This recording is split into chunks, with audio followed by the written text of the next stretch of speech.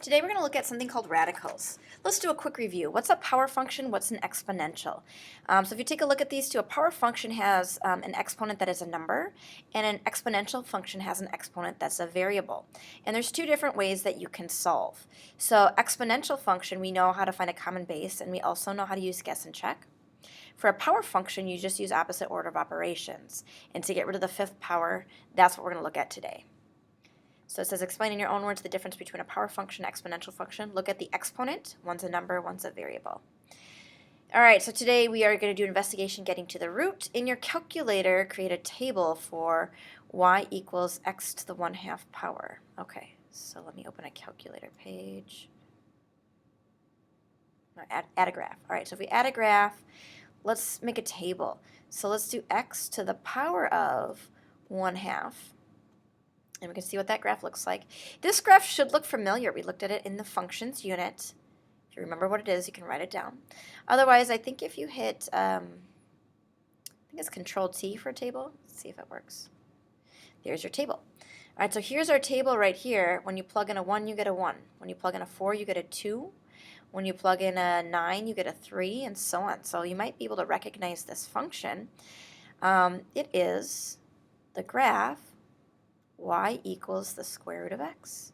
And again, here's your table. All right, so when we have a 1, you get a 1. When we had a 4, we got a 2. When we had a 9, we had a 3.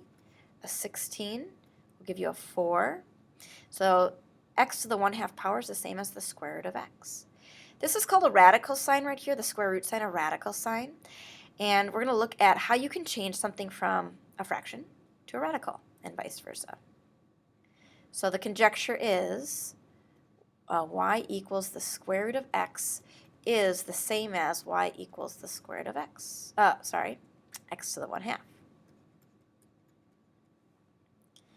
Okay, so let's look at radical form versus exponent form. I'll just do a bunch of examples. So the first one was the square root of x. That's x to the 1/2. Let's do another one. If we have this radical sign with a 3, this is x to the 1/3. If we have this radical sign with a 4, this is x to the 1/4. Let's add in some exponents. So let's say we had a 6 here, x to the 5. This is the same as x to the 5/6. So you can see from the pattern, if the number's on the outside of the radical, it goes on the bottom. If there's no number on the radical, it's a 2 because the square is very common. And then if there's an exponent on the inside, that goes on the top of the fraction. If there's no number, it's a 1.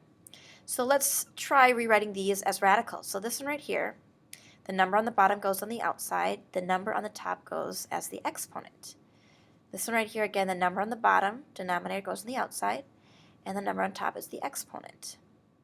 So if we generalize, the n goes on the outside, the m is the exponent. And then the exponent on top can be inside or outside the radical sign.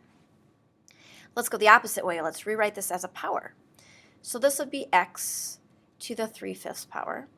This will be y to the 3/2. Again, remember, there's not a number here, it's a 2. And this will be d to the 11/7. All right, let's solve radical equations. So first step, and the steps are written out, write the radical as a power. So this is x to the 1/3 equals 12.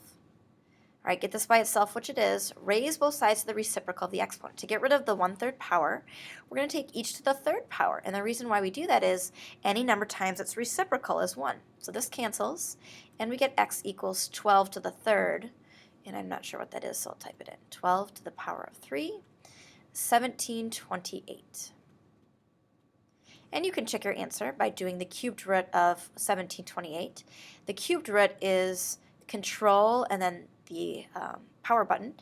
Put the 3 here, and let's just type in 1728. And we should get 12. And we do. So you can check your answer. Let's try the next one.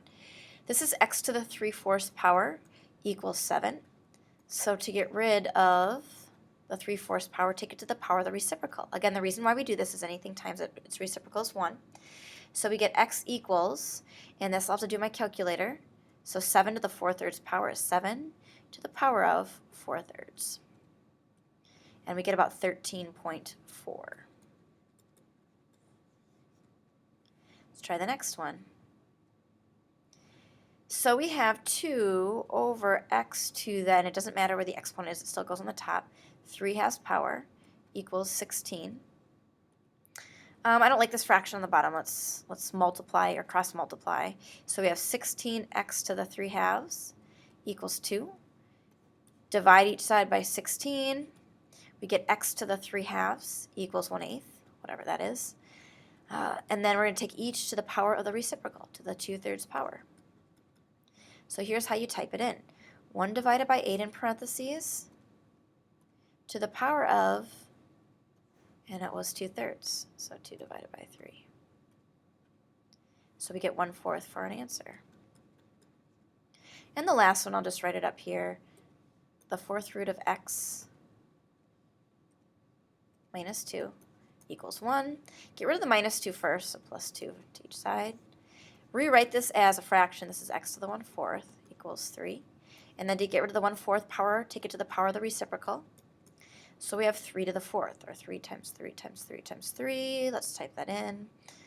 3 to the 4th. 81. And again, if you want to check your answer, plug it in with the 4th root. So that's control this, and the 4th root of 81.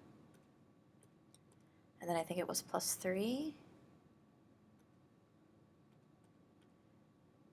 And you should get what we started with, which was, oh, it was minus 2, I'm sorry. Try it again.